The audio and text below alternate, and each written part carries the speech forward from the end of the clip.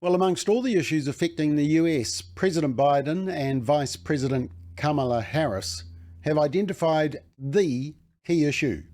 Is it the border, Hamas terrorism, or the threat of Iran, or the concerns about the economy and rocketing petrol and food prices, or Russia's invasion of Ukraine? Nope, they all pale into significance compared with one thing: killing the unborn child. It's one reason why Donald Trump, despite all his shortfalls, is the only option if you're pro-life. Let's check it out.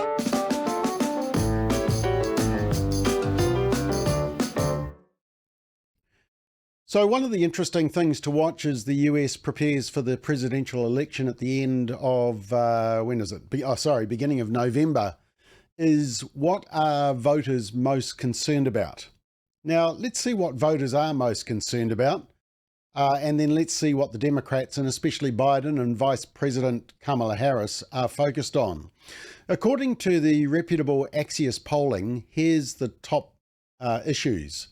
The survey was conducted February 1st to 20th, found that the share of US adults who rank immigration as the most important problem the country faces jumped from 20% to 28%. And given the shambles at the border from Biden's administration, it's no wonder that Americans see that as the most important issue. Then comes the economy and inflation, cost of living in general, then unity and race relations, then comes crime and democracy. So according to the polling, it's those issues, but not for Biden or for the Democrats. Here's their key issue. Back as far as 2022, they were saying this: I believe Congress should codify Roe once and for all. That's why in these midterm elections are so critical to elect more Democratic senators to the United States Senate and more Democrats to keep control of the House of Representatives. Here's the promise I make to you and the American people. The first bill that I will send to the Congress will be to codify Roe v. Wade. Yep, first priority. First priority of all the priorities that he could have for the country, and repeated in his State of the Union address in 2022, 2 years ago. Liberty and justice also requires protecting the rights of women. The constitutional right affirmed by Roe v. Wade, standing precedent for half a century, is under attack as never before. If you want to go forward, not backwards, we must protect access to health care, preserve a woman's right to choose, and continue to advance maternal health care for all Americans. Yeah, and then just in a recent interview, once again, and of course, as we've proven in New Zealand's media coverage, the mainstream leftist and secularist media love abortion. So it was a media celebrating all the noises being made by Biden. You said you're for, Mr. President, is codifying Roe. You've Yes. said you need 51 or 53 seats in the Senate in order to make that happen. But what happens if Republicans take control of Congress? How are you going to protect women? Veto anything they do. They have to get for them to make Dobbs, for them to outlaw Roe, outlaw the right of a woman to make a choice with her doctor, to not make exceptions for rape and incest and et cetera, and pass it out of the Congress to make it the law of the land. The president has to sign it. I'll veto it. Ooh. And it's the outrageous behaviour of the Supreme Court. Outrageous. Interestingly enough, it wasn't outrageous when the Supreme Court allowed gay marriage. No, it wasn't outrageous then. It's only outrageous when the Democrats disagree with it. Now, President Biden and the Democrats want to put into rock-solid legislation a radical abortion law, just like New Zealand's. Back to Roe v. Wade. No rights for the unborn child. They never mention that. No consideration of harm to the mother who has the abortion. Although, ironically, Biden accidentally told the truth. During an interview a few years ago, he accidentally admitted that it was the killing of a child. The idea that we're going to make a judgment that is going to say that no one can make the judgment to choose to abort a child based on a decision by the Supreme Court, I think goes way overboard. Oops. And here's another funny clip when he was trumpeting the abortion issue, announcing reproductive rights action, which is code word for abortion. He's reading off the auto cue, the words on the screen in front of him, and he reads something telling him to repeat the line.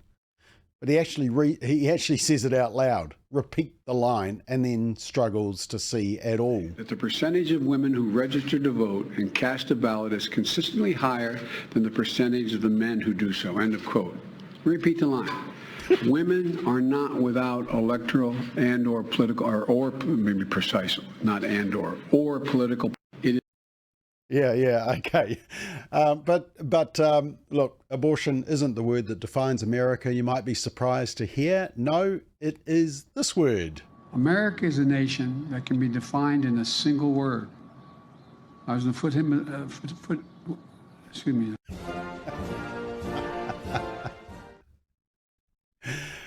It's hard not to sort of make fun of him. He can't understand that an unborn child is a human being. He's had children himself, and his wife should know as well. But Vice President, the awful Kamala Harris, is now on a fight for reproductive freedoms tour. Yeah, touring around promoting abortion, which means, of course, fighting against the rights of the unborn and fighting for the right to kill the unborn child in the womb. According to the Daily Signal, Vice President Kamala Harris spent Thursday afternoon visiting a Planned Parenthood abortion clinic in Minnesota. Now, Minnesota has no restrictions on the procedure. No restrictions. And the visit is a historic first. While a celebratory visit to an abortion clinic once would have been considered horrifying, tactless, and gruesome, Harris used her tour to claim there is a health crisis in the post-Roe v. Wade United States, since it's now harder in a number of states for women to abort their unborn babies.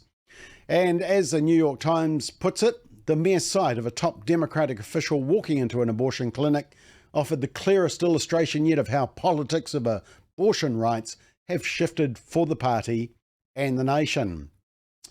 And this visit was the fifth state that Kamala Harris has visited, the sixth stop she's made in a tour that began in January.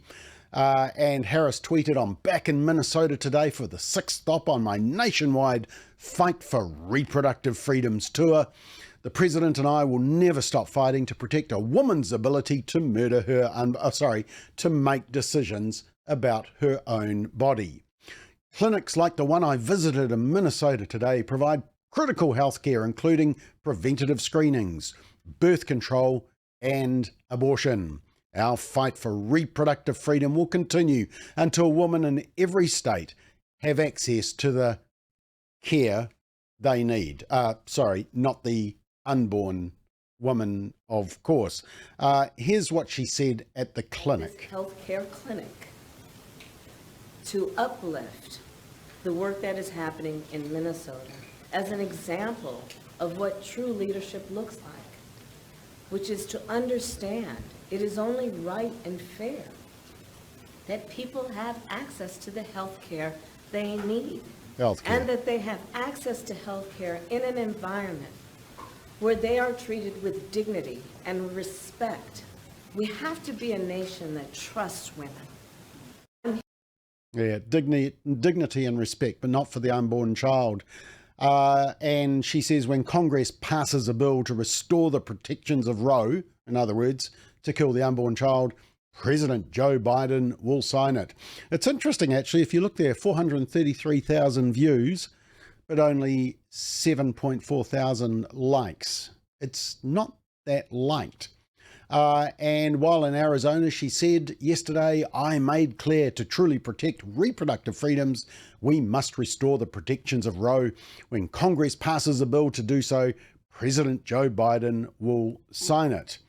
And as Kamala Harris became the first vice president to visit an abortion facility, the vice president denounced pro-life laws as plain old immoral, said she wanted to uplift abortion and praised an abortionist as an extraordinary healthcare provider, and asserted without proof that denying women access to pap smears and breast exams is one of the potentially intended consequences of overturning Roe v. Wade, which of course was just completely made up. By the way, the abortion clinic that Kamala Harris visited also carries out gender-affirming services like cross-sex hormone injections and surgery referrals. Remember, Planned Parenthood is a reliable and significant donor to the Democratic Party. But President Joe Biden is on the same page. In Biden's State of the Union speech, just a week before the abortion clinic visit by Harris, so the speech that happened just a couple of weeks ago, Biden said this. There are state laws banning the freedom to choose, criminalizing doctors, forcing survivors of rape and incest to leave their states to get the treatment they need. Many of you in this chamber and my predecessor are promising to pass a national ban on reproductive freedom. My God, what freedom else would you take away? Look, it's a decision to overturn Roe v. Wade. The Supreme Court majority wrote the following, and with all due respect, justices, women are not without electoral power. Electoral or political power. You're about to realize just how much you're right about that. Those are the Supreme Court judges sitting there, and he's having a go at them.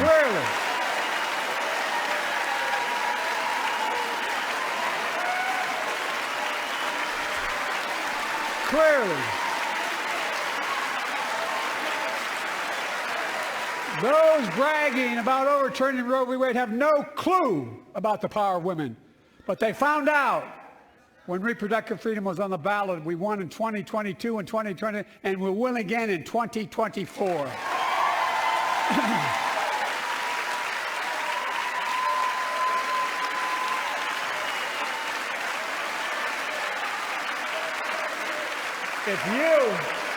If you, the American people, send me a Congress that supports the right to choose, I promise you, I'll restore Roe v. Wade as the law of the land again.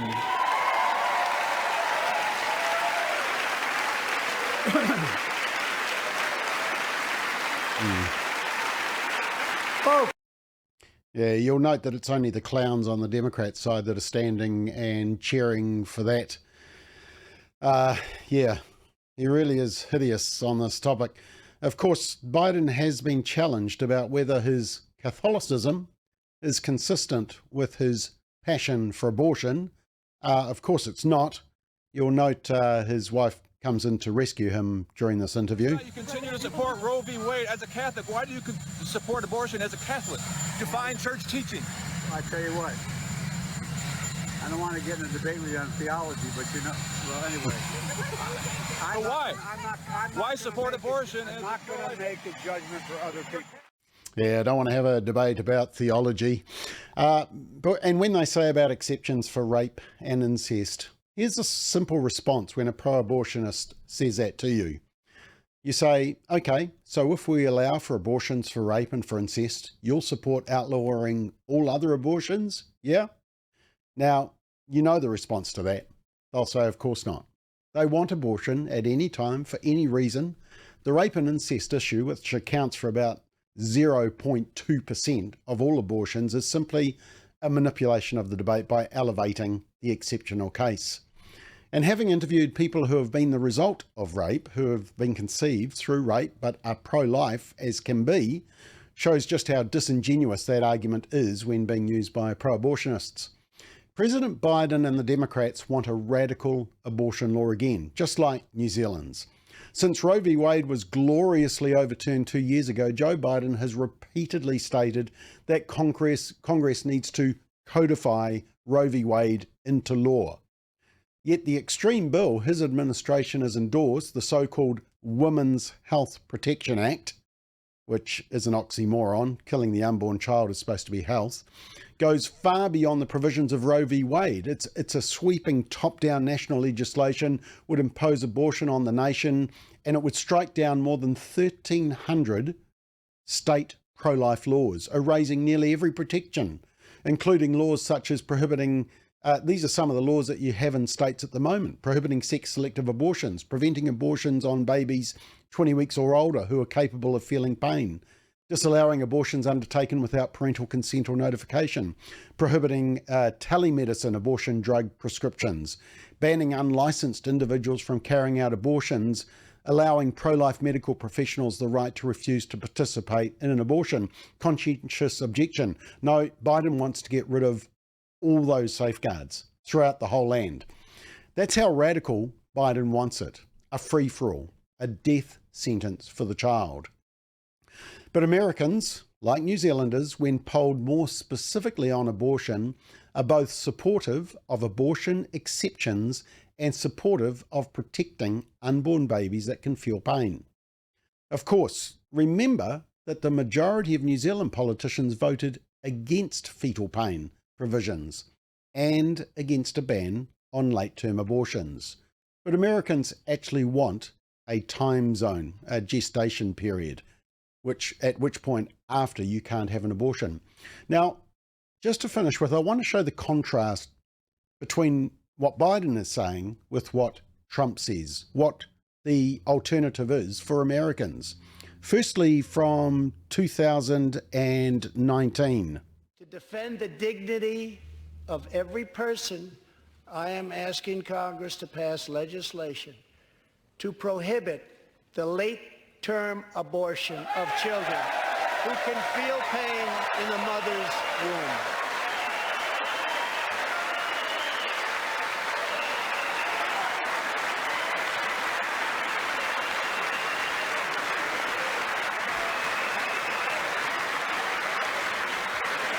They're not happy, are they?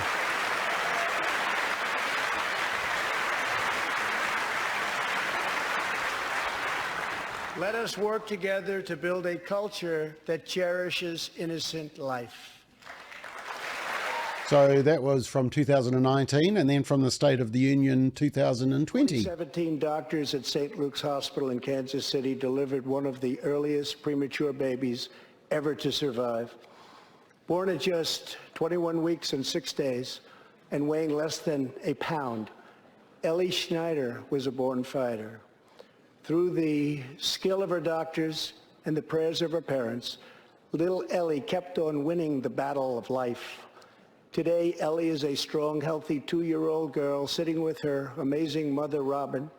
In the gallery, Ellie and Robin, we are glad to have you with us tonight.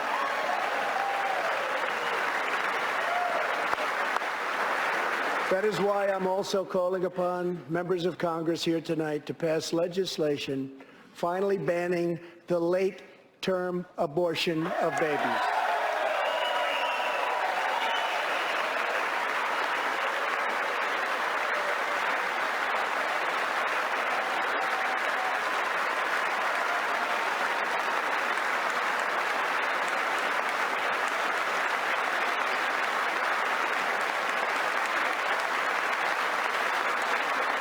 That's a Democrat sitting down. She's very unhappy. Whether we are Republican, Democrat, or independent, surely we must all agree that every human life is a sacred gift from God. Well, you would hope so. And most recently, in just a recent interview that Trump did. They're coming in with a certain number of weeks, and the number 15 is mentioned. I haven't agreed to any number. I'm going to see. We want to take an issue that was very polarizing and get it settled and solved so everybody can be happy. But I will always, but largely they're coming. Yeah, so not perfect, but boy, whenever you hear Biden or Harris or the media say it's a nationwide ban, they're lying. It's a restriction on late-term abortions, as you just heard him say. It's not my preference, but it's a whole lot better than the Biden-Harris pro-killing policy. It's the key reason why the unborn child will be shouting the loudest and happiest if Biden and Harris are defeated in November. Look, if a politician can't vote to protect the unborn child, and if they don't understand biology and the difference between a biological woman and a man, then why would you trust them with any other decision affecting society? Biology 101 is a prerequisite for good decision making. The pro-abortion lobbyists from both the radical left and brain-dead people from the right have always argued that they want abortion to be safe, legal, and rare. Well, that was always a smokescreen, a lie. It's not safe, legal, and rare. It's anytime, anywhere. Ironically, those who support the killing of the unborn child are at no risk of the procedure they champion. How convenient.